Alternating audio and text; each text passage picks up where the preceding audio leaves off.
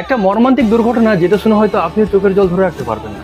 এই ঘটনা মধ্যপ্রদেশের জবলপুরের, যেখানে নর্মদা নদীর উপরে সন্ধ্যে 5:30টার কাছাকাছি প্রায় 50 জন মানুষ ঘুরতে বেরোয় একটা ছোট্ট ক্রুজ জাহাজে করে। ওই ছোট্ট জাহাজে করে তারা যখন নদীতে ঘুরছিল তখনই নদীতে প্রচুর জোরে হাওয়া বইছিল। বলা হচ্ছে যে আগেই আবহাওয়া দপ্তর বলেছিল যে সন্ধ্যেবেলায় ঝড় বৃষ্টি হতে পারে, কিন্তু যারা এই জাহাজে করে পর্যটকদেরকে ঘুরতে নিয়ে যায় তারা এটাকে দেখো না দেখার ভান করে দিনের শেষ জাহাজটাকে নিয়ে তারা ঘুরতে বেরিয়ে যায়।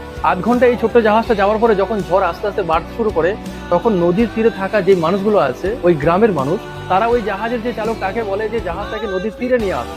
কিন্তু জাহাজের চালক মনে করে যে আমি এটাকে এই অল্প সময়ের মধ্যে ঘুরিয়ে আবার ফিরিয়ে নিয়ে যেতে পারবো। সে জাহাজটাকে ঘুরিয়ে নিজের শেল্টারের দিকে ফিরে আসার চেষ্টা করে, কিন্তু জাহাজটা যখন মাঝ রাস্তায় এসে পৌঁছায় তখন ঝড়ের দাপট এতটাই জোর শুরু হয় যে নদীর ঢেউ সেই জাহাজের কাঁচ ভেঙে জাহাজের ভেতরে ঢোকা শুরু করে। যারা সেই জাহাজে ছিল তারা বলছে যে মনে হচ্ছিল যেন সমুদ্রের ঢেউ আমাদের জাহাজে ধাক্কা মারছে।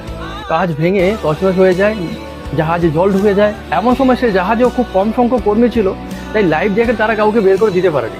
জাহাজে যেসব পর্যটক ছিল তারাই 2-3 জন মিলে সব লাইফ জ্যাকেট নিয়ে সবাইকে দেওয়া শুরু করে।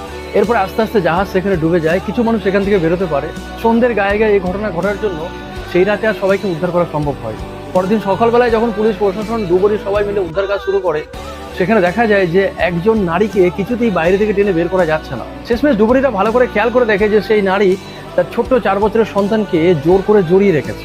এই মহিলার স্বামী এবং আরো 2-1 জন লোক মিলে জাহাজের বাকি মানুষদেরকে লাইফ জ্যাকেট দিচ্ছিল। সেই মহিলা নিজে তো লাইফ জ্যাকেট পরেছিল, কিন্তু শেষমেশ তার নিজের ছেলেকে আর লাইফ জ্যাকেট পরাবার সময় পায়নি। তাই তিনি ভেবেছিলেন যে আমি তো লাইফ জ্যাকেট পরে আছি, ঠিক আছে আমি তাকে জড়িয়ে রাখি, আমি যদি বাঁচতে পারি তাহলে সেও আমার সাথে বাঁচতে পারে। যদিও এই মহিলার 14 বছরের মেয়ে, তার স্বামী, তার শ্বশুর, আরো 2-1 জন তার পরিবারের সদস্য ছিল, তারা সবাই সেখান থেকে প্রাণে বেঁচে ফিরতে পেরেছে, কিন্তু এই মহিলা সেখান থেকে বেরোতে পারেনি। টোটালি এরকম প্রায় 9 জন মানুষের নিথর দেহ সেখান থেকে বের করা হয়েছে। একজন মা নিজে সেখান থেকে বেরোতে পারেননি, কিন্তু তার সন্তানের হাতও তিনি ছাড়েননি। তিনি তার শেষ নিঃশ্বাস পর্যন্ত তার সন্তানকে এভাবেই জড়িয়ে রেখেছে, তবেই তো তার নিথর দেহটা ঠিক সেভাবেই বেরিয়েছে। তিনি তার সন্তানকে জড়িয়েই সেভাবে ওখান থেকে উদ্ধার হয়েছে।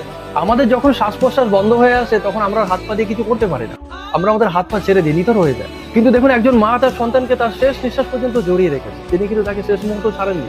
শেষ মুহূর্ত পর্যন্ত, শেষ নিঃশ্বাস পর্যন্ত, এমনকি নিঃশ্বাস চলে যাওয়ার পরেও মা তার সন্তানের হাত ছাড়েননি। এই ঘটনা থেকে সেখানে উপস্থিত যত ডুবুরি ছিল, যত প্রশাসনিক লোক ছিল, যত মন্ত্রী মিনিস্টার ছিল, যত সাংবাদিক ছিল, তারা সবাই চোখের জল ধরে রাখতে পারেনি। সত্যি এই জন্যই বলে যে মায়ের চেয়ে বেশি কেউ ভালোবাসতে পারে না। ভালো থাকবেন সবাই।